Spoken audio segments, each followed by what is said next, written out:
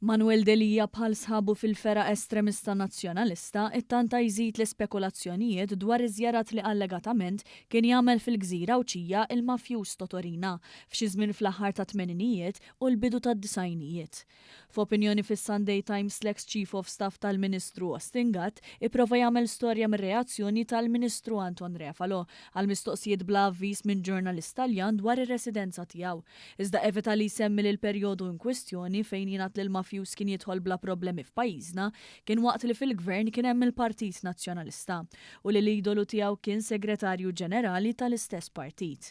Dak iż-żmien minkejja rapporti ppubblikati fil-medja Taljana, il-Gvern Nazzjonalista kien għażel li ma jinvestigax rapporti li l-mafja Taljana kienet fawdex, kienet tuża proprjetajiet hemmhekk u kienet tidħol u toħroġ minn pajjiżna bla xkil. Minkejja dan bħal oħrajn qablu fosthom Andrew Borg Cardona, Jason Azzopardi u Kevin Kassar, Delija rikeb il-karru tal-insinuazzjonijiet u l-għajdut b'ħafna akkużi bla bażi. Fil-fatt kull esponent minn din il-fera estremista nazzjonalista ħareġ jgħid tiegħu u l-Partit Nazzjonalista spiċċa jsegwihom kif jiġri s-soltu biex jagħmlu ħsara lil pajjiżna u lill-ħidma tal-Gvern Laburista. Appena l-każ reġa' tqajjem fil-medja Taljana permezz tal-programm Lo Stato delle Cose, ippreżentat minn Massimo Giletti. L-istess preżentatur fil-passat kien diġà ħoloq l-ispekulazzjoni li s-soldati Maltin kienu qed jisparaw fuq l-immigranti biex ma jersqux lejn xtutna.